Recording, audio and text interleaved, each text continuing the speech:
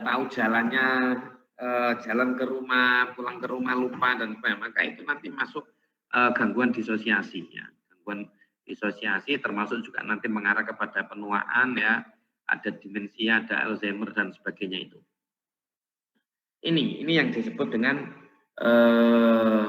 disosiasi. Bedanya kalau disosiasi itu masuk diantaranya pada gangguan kepribadian, kalau kepribadian itu lebih banyak dipengaruhi oleh perilaku, pola pikir, dan adaptasi yang kurang bagus. Kalau yang disosiasi ini sudah mengarah pada kondisi memori, kondisi identitas, tidak mengenal dirinya, kemudian perasaannya itu ya habis mandi belum pakai baju tapi bilangnya sudah pakai dan sebagainya. Nah ini disosiasi, yakni terjadi kekacauan dalam fungsi memori. Atau misalkan disosiasi identitas, ya dia menjadi pribadi yang lain. Pada saat-saat tertentu dia kok bisa menjadi seperti orang yang awalnya tertawa, kemudian menjadi orang yang sangat kejam. Ini namanya kepribadian ganda, ya, termasuk disosiasi identitas. Ya. Kenapa? Karena di situ ya identitas dia harusnya itu A, orang yang memiliki kepribadian A, tapi ternyata di sisi yang lain dia bisa berkepribadian seperti orang B. Bukan yang dulu karakternya ininya beda, wataknya, temperamennya, bukan yang itu ya di psikologi kepribadian ya. Tetapi di sini kaitannya memang kepribadiannya itu mengalami kekacauan ya, namanya disosiasi identitas. Atau juga dipersonalisasi, yakni seakan-akan dia itu keluar dari tubuhnya kemudian dia bisa melihat dirinya sendiri. Nah ini namanya dipersonalisasi. Nah, ini namanya gangguan disosiatif. Kenapa? Karena identitas dia itu menjadi sesuatu yang berbeda dengan yang lain-lain. Entah itu dia bisa melihat dirinya sendiri, atau dia itu bisa berperan yang lain, ya bukan hanya berperan dalam seni, tetapi ini karena memang pribadinya seperti itu. Ini namanya gangguan kepribadian dan gangguan disosiatif. Pokoknya kalian bisa memetakan kalau kepribadian itu ketidakmampuan dalam adaptasi, pola pikir dan ini, tetapi kalau disosiasi ini bagian dari gangguan kepribadian berupa adanya kekacauan fungsi memori, identitas, ataupun kesadaran. Faktornya apa? Bisa jadi faktor keturunan.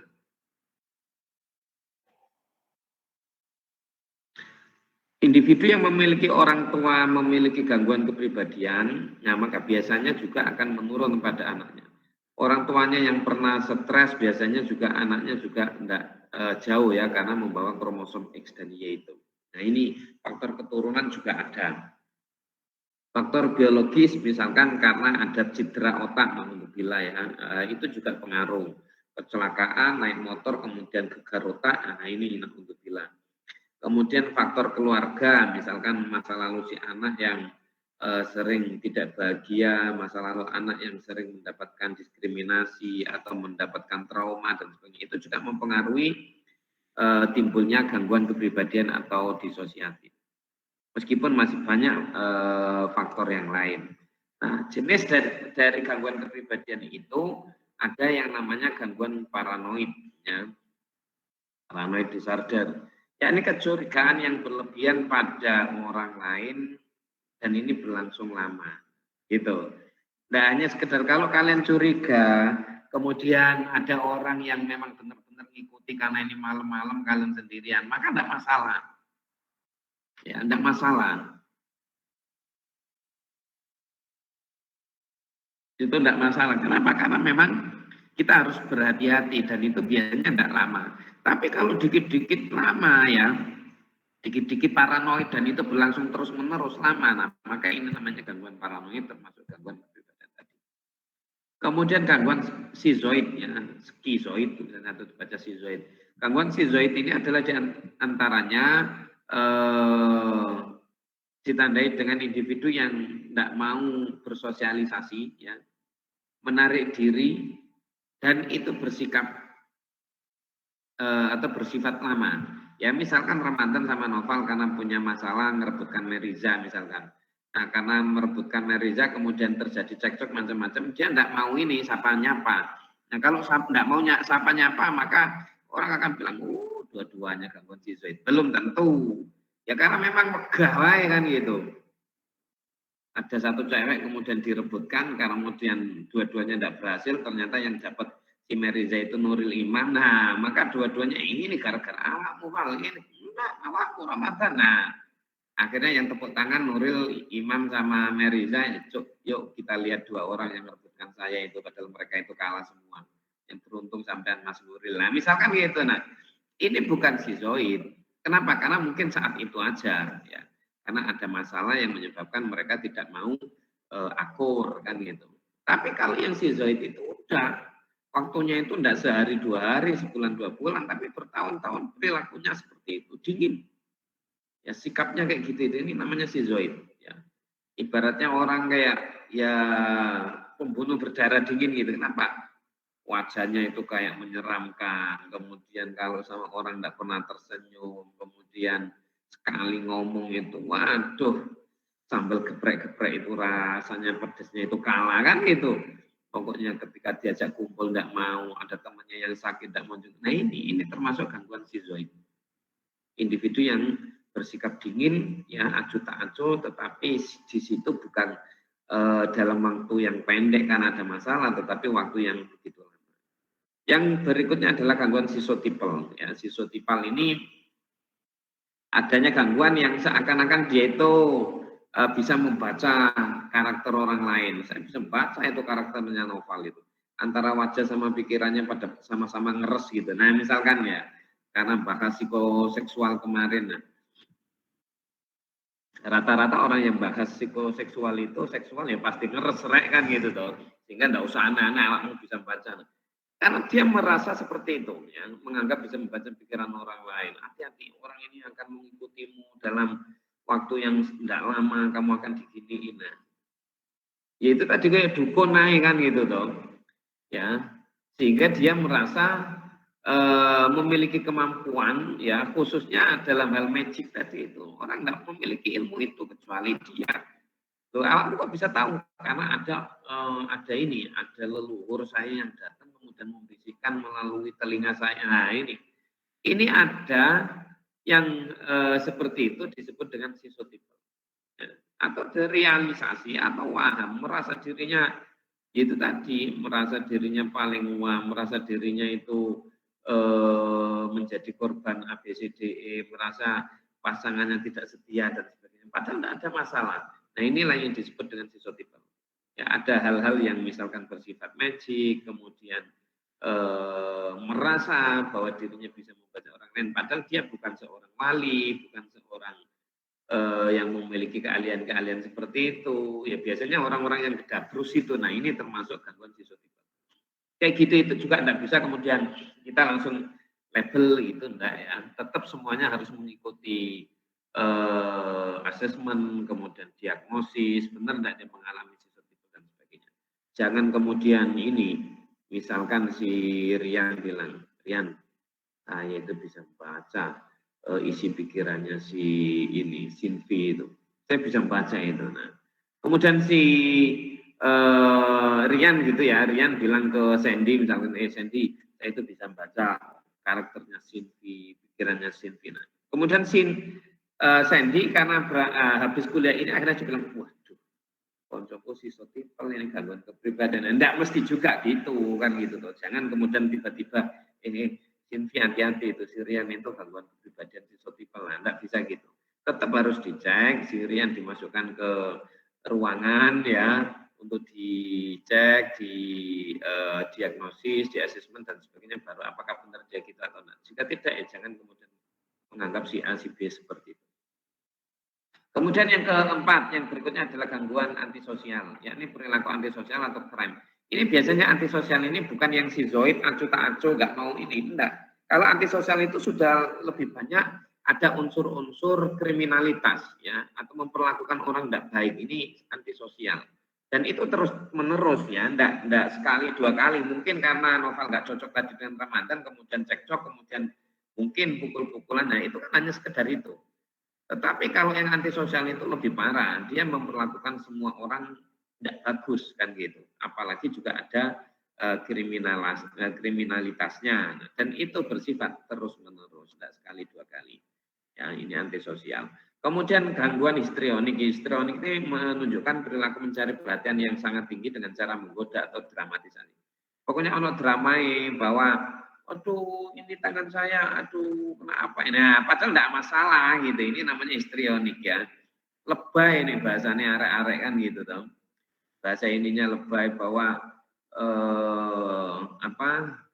bajunya misalkan kena kotoran dikit aja lebaynya nggak karuan. Waduh gimana ini nanti mama saya akan memarahi saya. Padahal itu kuliah bukan anak kecil kan itu. Nanti mama saya akan menghukum saya, mama saya ini sebenarnya baju ini mahal, ini belinya di Eropa, harganya itu sekian euro, nah kan gitu toh.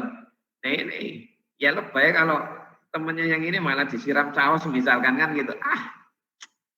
Awakmu. Padahal mahasiswa bukan anak kecil lagi. Nah, maka ini termasuk dengan histrionik. Ya. Kukunya hanya kecentek-cetek, waduh ini akan infeksi ini. Nah, bukan karena kasus kemarin ya, sklitimik itu misalkan atau gangguan yang lain, tetapi karena memang lebay dalam rangka mencari perhatian tadi. Beda dengan gangguan-gangguan yang dulu itu ya. Kemudian berikutnya adalah narsistik. Ya, ini adanya anggapan bahwa dirinya orang yang khusus dan ingin terlalu lihat. Narsis ya. Dia selalu berpenampilan yang agak menarik perhatian, yang menganggap dia bahwa gak ono sing ganteng nih kak saya. Iya Pak, dosen-dosen ngomong kok nek aku iki wah luar biasa. Makanya sampean dadian mbak aku itu termasuk kudu sujud syukur sampean. Nah, kan itu toh. Alah Mas, beres putus saya mulai saiki nah kan gitu. Kenapa kok yang ganteng-ganteng kok dhewe wae. Loh, diomongi kok. Aku lho Mbak sing ngejar iku banyak 10. Tapi tak pilih cuma siji sampean tok. Makanya sampean kudu traktir aku, kudu ini nah. Ini lebih juga sama, tetapi dalam hal tadi itu ingin terlihat khusus ini. Habis misalkan ambil KHS, kemudian KHS-nya IPK-nya 4, ngambilnya itu tidak dipegang gini, tapi megangnya gini. Supaya orang tahu apa itu KHS. Lihat ini, IPK pada ada seangkatan. Nah, misalkan, nah ini ya disebut dengan orang yang narsistik ya, yang merasa dirinya itu orang yang paling paling ini ya, bukan waham, tapi itu tadi anggapan bahwa dirinya adalah orang yang khusus dan ingin terlihat baik secara mencolok. Kemudian yang berikutnya adalah gangguan avoidant personality disorder tadi itu, yakni kepribadian menghindar. Ini orang diajak kumpul tidak mau, orang diajak ini ya, pengen sih, tetapi dia merasa malu dan selalu menghindar. Nanti nggak enak, kan gitu. Nggak tok ya, nggak mau ini. Ini namanya avoidance ya, kepribadian menghindar. Kemudian yang berikutnya gangguan dependent, orang yang pengennya dibantu, dilayani, tok dia tidak bisa mengerjakan yang lebih, kadang-kadang juga tidak mau bertanggung jawab karena dia itu tadi anak mama misalkan, dia tidak bisa ngelakuin itu kalau tanpa bantuan orang lain. Tolong ya motor saya di sana, saya tidak boleh capek-capek sama mama. Capek enggak semua, nah, misalnya kan ini, misalnya konconnya sing mau ngamuk. Ya itu tadi sama, dianggap lebay yang ini. Nah ini gangguan dependen ya, ini perasaan ketergantungan pada orang lain yang sangat luar biasa, sehingga kadang-kadang dia tidak bisa melakukan itu dan dialihkanlah tugas itu kepada orang lain. Nah ini dependen, bukan independen, mandiri gitu, tapi ini dependen.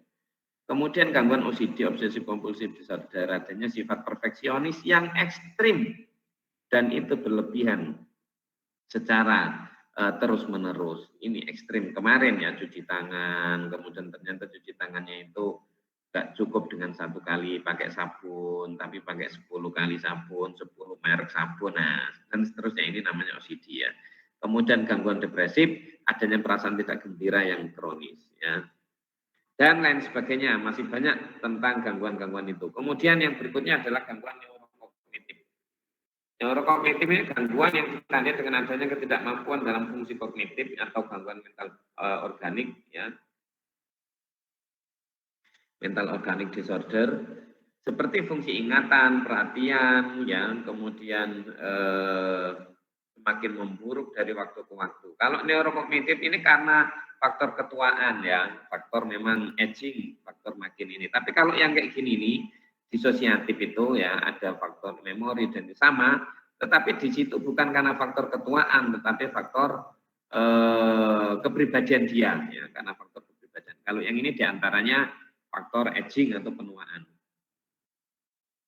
Bahwa gangguan yang ditandai dengan adanya itu seperti fungsi ingatan, perhatian, perilaku, dan sebagainya semakin memburuk dari waktu ke waktu. Di antara penyebabnya adalah karena penyalahgunaan obat, ya misalkan ada teori-teori tadi itu, ya, wear and tear itu tentang kalau dia itu sering dari muda itu sudah minum minuman keras, maka ini yang akan didapat. Termasuk trauma, trauma benturan atau trauma psikologis. Kemudian ada hormon penuaan ya, endokrin itu misalkan yang lain-lain. Ya, hormon-hormon yang bisa membuat individu itu makin tua. Kemudian sakit fisik ya, misalkan stroke dan sebagainya. Itu juga akan menyebabkan kayak gini. Ya. Nah, di antara neurokognitif itu yang pertama adalah Alzheimer, gangguan yang merusak daya ingat atau kemampuan berpikir seperti tidak mengenali nama anggota keluarga. Nah, sekali lagi ini karena memang tua ya, beda dengan yang demensia amnesia itu ya, amnesia disosiatif itu ya. Kenapa? Karena memang yang muncul dari individu ini ya memang umurnya agak kesini sih, agak tua, agak lanjut sehingga dia tidak mengenali itu kadang-kadang wajar tanda kutip ya, tetapi itu disebut dengan Alzheimer ya. Kemudian yang Parkinson adanya tremor ya, tremor itu kadang-kadang tangannya itu gemetaran tanpa jelas, kemudian kadang-kadang mengalami kekakuan ya, nggak bisa digerakkan sama sekali. Nah ini namanya Parkinson.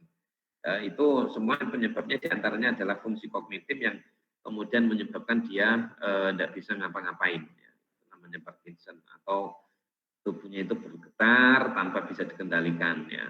Kemudian demensia ini biasanya disebut dengan pikun tadi itu ya, yakni penurunan daya ingat yang penilaiannya mulai buruk, tidak mampu melakukan hal-hal yang sederhana, misalkan pakai baju sendiri sudah mulai tidak bisa, kemudian mengembalikan piring atau mencuci piring sendiri sudah tidak bisa dan sebagainya. Ini namanya demensia. Kemudian berikutnya adalah Huntington, mengalami kesulitan berjalan, berbicara, menelan makanan dan mengalami penurunan dalam fungsi berpikir. Ya, yaitu mulai ngomong saja agak sulit. Ini bukan Parkinson tidak bisa jalan, tetapi memang Huntington sudah tubuhnya itu mengalami ya pelemahan fisik, ya sudah tidak bisa jalan, kayak lumpuh gitu jadinya. Kemudian ngomong udah gerak-gerak mulut aja sudah agak berkurang. Kemudian menelan makanan juga sudah mulai tidak bisa dan sebagainya. Ini namanya Huntington. Sehingga yang muncul dari gangguan penuaan ini ya itu dikarenakan tadi itu banyak hal-hal yang bersifat entah itu pola hidup, kemudian memang karena faktor apa faktor umur sendiri ya, aging sendiri ataupun faktor yang lain ya. Itu terkait dengan penuaan dan ini.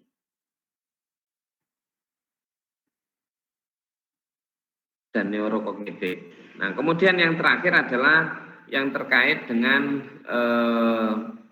dalam pandangan Islam ya. Tadi teman-teman juga sudah menjelaskan itu, ada di teorinya Al-Ghazali itu juga sudah jelas. Masuk enggak yang dalam pandangan Islam? Enggak masuk, Pak? Masuk, Pak. Dereng, Pak. Dereng masuk. Bapak. Bisa ya.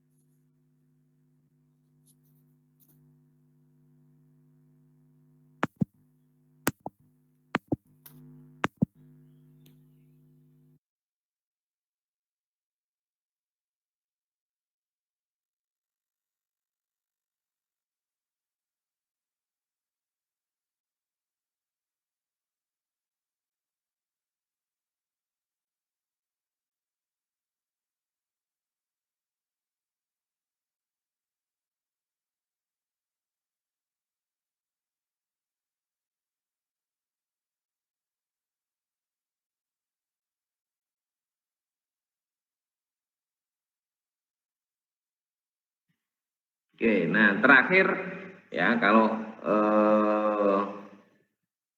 yang kita bahas tentang abnormalitas dalam pandangan psikologi saya anggap sudah cukup dan bisa dikembangkan lagi secara mendalam melalui diskusi-diskusi kelompok atau apa, tidak masalah, atau membaca sendiri. Nah, yang terakhir adalah kaitannya dengan abnormal dalam pandangan Islam.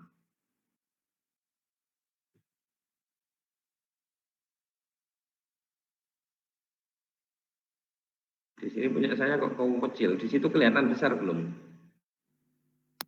Saman ketinggal, Pak. Kelihatan, Pak.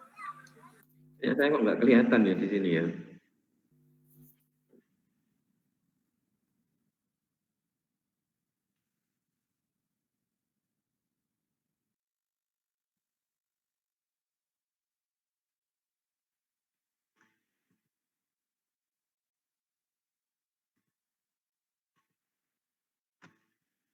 Oke.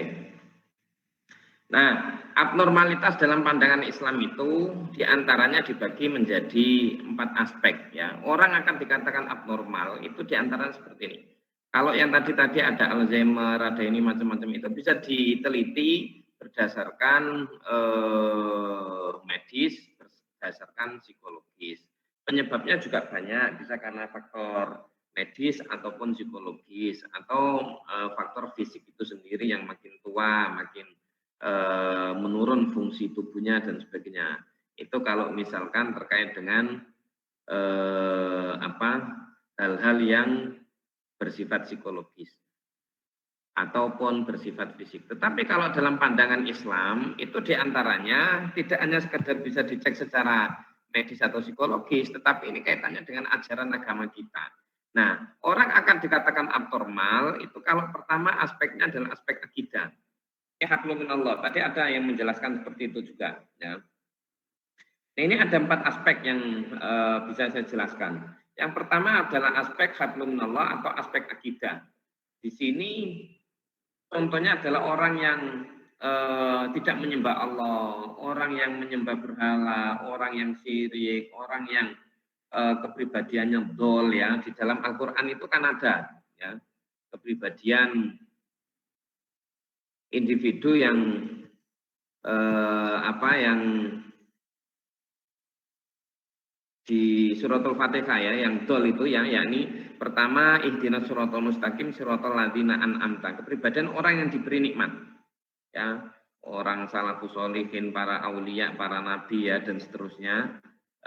Kemudian maghdub ya, kepribadian yang kedua adalah maghdub, kepribadian seperti orang Yahudi kalau nggak salah di tafsir Jalalain itu silakan dibuka. Kemudian termasuk kepribadian dol ya, kepribadian orang yang tidak menyembah Allah, kepribadian orang yang sesat, menyembah berhala, menyembah nisan, menyembah pohon, matahari dan sebagainya. Maka ini secara akidah dalam pandangan Islam itu abnormal. Kenapa? Orang itu harusnya menyembah Allah, kok ternyata dia menyembah HP misalkan.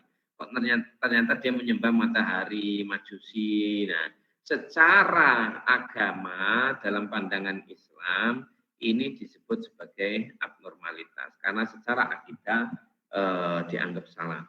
Kemudian ya karena agama yang dalam Al-Qur'an sudah dijelaskan inna dina indallahil Islam. Agama Islam itu adalah yang diakui di sisi Allah.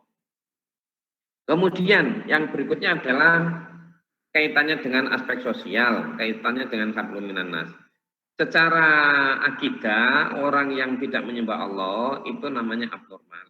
Secara sosial, muamalah, ya, itu orang akan dikatakan abnormal. Ternyata dia Pak, misalkan menyembah Allah ya, Muslim, mukmin, menyembah Allah. Tetapi secara muamalah, secara sosial, akhlaknya itu mazmumah. Ya. Sifat iri dengkinya luar biasa. Bahwa yang beli kulkas baru itu novel, ternyata yang masuk angin itu Afskar kan gitu. Apa itu? Kulkas hasil korupsi ya, kulkas harusnya kan gitu. Yang beli kulkas itu novel, tapi yang masuk angin itu Afskar. Kenapa? Karena dengkinya nggak karu-karuan, kan gitu tuh. Yang beli mobil baru itu Sirian, tapi yang naik mobil ambulan itu si Ilham Ramadan. Kenapa? Karena dia dengkinya dengan si Rian nggak karu-karuan. Rian naik mobil baru ya, si Ilham naik mobil ambulan. Kenapa? Karena dia mencibir atau menghina itu mobil hasil ini aja mobil cuma warisan. Ya. Padahal dia pun warisan, tidak punya mobil, tidak punya. Kan saya penting Rian punya warisan, punya mobil kan gitu. Nah, ini karena sifat dengki luar biasa. Orang yang kayak gini ini kemana-mana itu nggak perlu ditembak, udah kalah kan gitu. Mau ke musola karena dengkinya, misalkan si Askar dengki sama si Noval, si Rian bilang, Pak Askar, di musola ada Noval, tuh bedesnya no ini musola. Nah ya temannya dipanggil bedes-bedes gitu. Tak pikir ganti kan gak ke musola sih. Nah akhirnya dia kan gak ke musola karena dengkinya yang luar biasa. Ketika ada toko yang diskon besar-besaran, kemudian Afgan bilang, no bedese no, le bedese ya nak kono pisan golek diskon. Wah, akhirnya dia nggak jadi beli diskon, balik lagi lah. Dia itu nggak ditembak, itu udah gelundung sendiri. Kenapa? Karena akhlakul madmumah, bukan akhlakul mahmudah. Ini orang yang abnormal dalam pandangan Islam. Orang kalau dengkinya luar biasa, sombongnya gak ono paling ganteng nih gak Noval, gak ada orang paling pinter gak Noval, gak ada orang kaya. Nah ini itu tadi masuk orang-orang yang narsistik, orang-orang yang ya pengen diperhatikan secara lebih, termasuk riak. Nah ini adalah orang-orang yang abnormal dalam pandangan Islam. Kenapa? Karena seharusnya tidak seperti itu. Ini dikasih ganteng ya disyukuri kan gitu. Ya. Yang kedua yaitu tadi saya bilang awakmu ganteng ya karena sebelahmu kebetulan gak ganteng kan gitu. Awakmu disanding no Arya Saloka ya belum tentu ganteng. Awakmu digandeng no Sarukan ya juga belum tentu ganteng. Ngono kok metesek paling ganteng kan gitu toh. Makanya karena temanmu yang nggak begitu ganteng itu harus kamu traktir. Suwun rek, gara-gara awakmu akhirnya aku kelihatan ganteng kan. Oh, ya karena awakmu nggak begitu ganteng akhirnya aku kelihatan ganteng. Wah, nah kan gitu misalkan. Karena ya posisi duduk aja yang menentukan itu diantaranya. Sehingga apa? Tidak perlu sombong, nggak perlu dengki, nggak perlu riak dan sebagainya. Ini aspek dalam pandangan Islam itu abnormal ketika secara muamalah, secara sosial, secara akhlak dia itu termasuk orang yang memiliki akhlakul madmumah. Kemudian Islam sih ya akhlaknya sih misalkan bagus ya. Tetapi dengan orang lain bagus, Pak monggo, Mas monggo. Tapi secara syariat gak gelem sholat ya podo wae apa bedane si Novel dengan sapi. Ya kan gitu, podo-podo makhluknya Allah. Kenapa? Karena nek sapi Allahu Akbar. Nah, gitu aja. No kandang tok gak sholat kan gitu tanda kutip karena hewan. Sementara manusia ketika ada itu juga diem aja, nggak segera sholat. Nah, apa bedanya? Sehingga ini secara syariat pun dikatakan abnormal karena ternyata dia meskipun muslim ya menyembah Allah ya, kemudian sosial dengan orang lain ya bagus, tapi waktunya sholat tidak mau, waktunya puasa tidak puasa, waktunya zakat tidak mengeluarkan zakat dan sebagainya ya. Kemudian yang terakhir adalah aspek kaitannya alam, ya, waktunya bagi-bagi ini. Ya, yang terakhir adalah kaitannya dengan alam yakni muhlikat, yakni ifsad. Orang yang hanya mengeksploitasi alam tanpa harus memperbaiki alamnya lagi, tanpa mereboisasi dan sebagainya. Ini yang dimaksud dengan aspek alam. Dia termasuk ifsad, mufsidin, ya. Innallaha la yuhibbul mufsidin karena dia termasuk orang-orang yang suka merusak lingkungan. Nah, kemudian penyebabnya diantaranya adalah alafil jasadi mudghah karena memang di dalam hati ada yang tadi itu ada segumpal darah. Kalau hati ini rusak semuanya akan rusak. Ya, makanya ketika ritual mencium Hajar Aswad itu diantaranya adalah Kanjeng Nabi itu mengajarkan ke kita Hajar Aswad ini dulu putih dari surga ya, kemudian jadi hitam karena ada kena perang, kemudian ada banjir, ada kebakaran macam-macam akhirnya hitam. Kanjeng Nabi mengingatkan dalam diri kita juga ada yang kayak gitu itu. Jagaan hati itu bersih awalnya, tapi nek kok isi dengan sifat-sifat sabuiyah ya, sifat pengen menghancurkan teman ya, pengen ya serakah dengan teman yang lain bahwa saya yang harus menguasai ini, kemudian menjara, kemudian pengen yang memiliki power dengan cara yang nggak benar, maka ini yang akan rusak hati yang awalnya putih jadi hitam. Kemudian sifat bahimia enggak, kalau sabuiyah itu kan hewan buas itu kan gitu, menghancurkan yang lain. Kalau bahimia ini mau wedit kayak gitu itu, ngesek, kayak kelon, naik kemudian cinta duniawinya itu luar biasa. Disuruh sedekah ya, di situ ada angka seratusan sama seribuan, yang keluar yang seribuan. Kenapa? Karena cinta dunia, dunianya itu luar biasa tingginya, ini bahimia. Kemudian adanya sifat syaitonia, adanya sifat licik, sifat baik tapi dibungkus dengan sifat-sifat jelek. Kayaknya dia bantu tapi ternyata di balik bantu itu ada motif-motif tertentu. Nah, ini syaitonia ya. Sehingga hal-hal seperti ini kadang-kadang mengganggu individu yang ketika hatinya bersih menjadi tidak bersih, yang awalnya putih menjadi tidak putih. Yang bisa dilakukan diantaranya adalah tazkiyatun nafas ini. Ya, di sini ada jim kakko ya, di sini ada yang namanya tazkiyatun nafas, self healing. Jim itu adalah tajalli, hak itu tahali, kok takholi. Orang kalau mau tajalli, mau menemukan peak experience, menemukan pengalaman yang luar biasa yang tidak dimiliki oleh orang lain, harus hak. Dia harus berhias dengan sifat-sifat yang baik dan kok menghilangkan sifat-sifat yang jelek. Ya, bahwa kamu tidak akan merasakan memiliki TV yang enak, yang nggak pakai remote, cukup bilang pindah gitu ya. Kemudian yang lain punya remote. Satunya lagi punya TV yang nggak pakai remote, tapi ketika nggak dikeplak TV-nya, gambarnya nggak jernih dan sebagainya. Ternyata kita punya TV yang luar biasa, cukup dengan mulut, sudah nyala, mati. Ganti TV A, TV B. Nah, itu kan pengalaman kita luar biasa. Kenapa? Karena kita menghilangkan sifat-sifat yang jelek tadi. TV yang jelek kita buang, kulkas yang kalau nggak diganjel kayu jati nggak dingin, kita buang, diganti dengan TV yang bagus, diganti dengan kulkas yang bagus, maka perasaan kita akan tajalli. Dan ini namanya tazkiyatun nafas atau self healing. Ya, kemudian yang kedua ya, dikit lagi. Adanya self guidance, kita punya Quran. Quran itu bagaikan kompas tanda kutip ya di hutan belantara ini. Dari Al-Quran kita belajar dari masa lalu, oh homoseksual tidak boleh. Oh perilaku kayak gini ini tidak boleh. Oh perilaku licik tidak boleh. Oh ternyata perilaku yang bagus itu menghormati orang tua. Sampai diabadikan di dalam surat Al-Baqarah itu seorang anak yang patuh pada orang tuanya. Oh ternyata nanti di akhirat itu gini. Ini self-guidance. Kalau kita membaca dan mengamalkan Al-Quran dengan baik, maka kita akan menjadi orang yang keluar dari hutan berantara namanya dunia ini dengan baik, dengan lancar. Kalian akan menjadi artis dunia akhirat ya.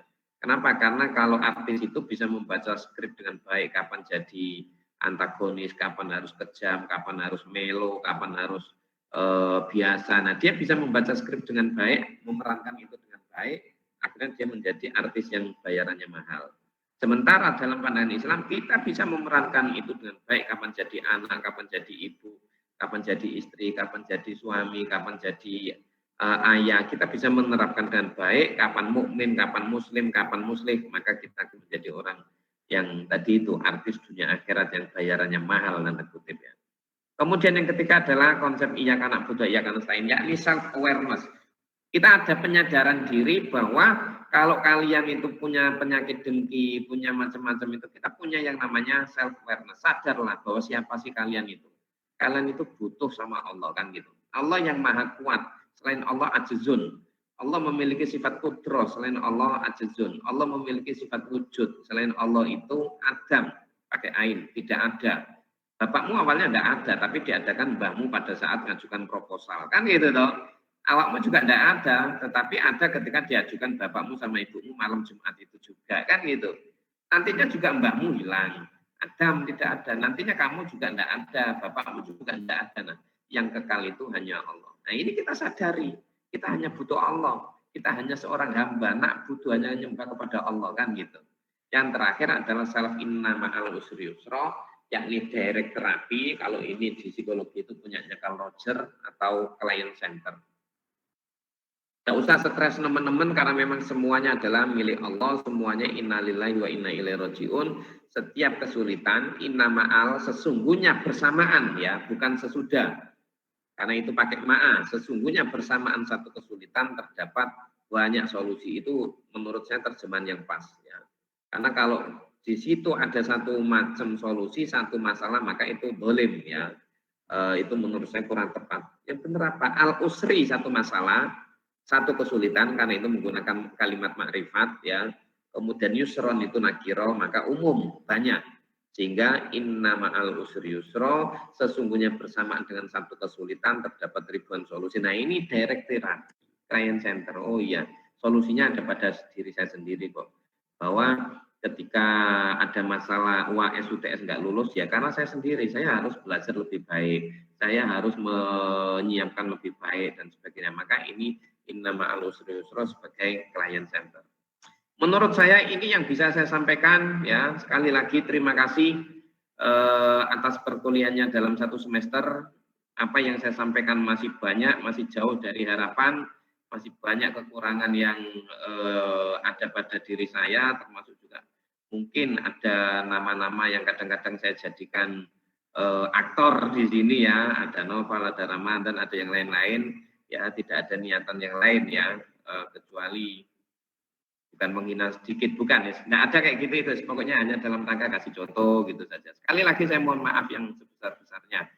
Terima kasih, senang berbisnis dengan Anda ya, senang berkenalan dengan kalian semua.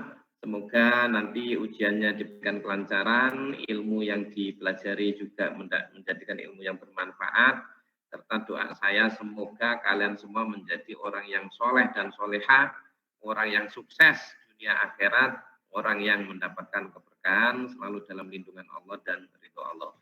Ala hadiniya wa ala kulli niyatin sholihah bi syafaati Rasulillah sallallahu alaihi wasallam wa bi barakatil hadirin. Al-Fatihah.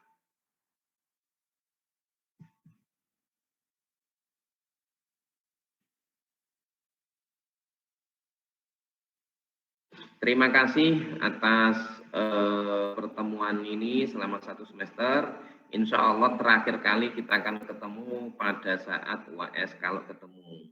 Nanti kita lihat model ujiannya gimana ya, nanti kita nunggu sidang isbat ya. Apa yang harus saya lakukan dengan ini, kira-kira melihat model mahasiswa dengan tanya jawab itu bisa apa enggak dengan list tulis atau multiple choice.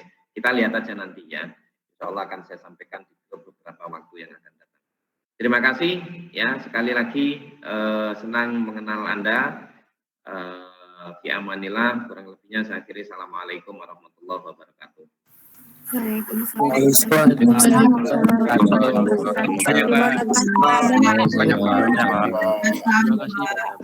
kasih.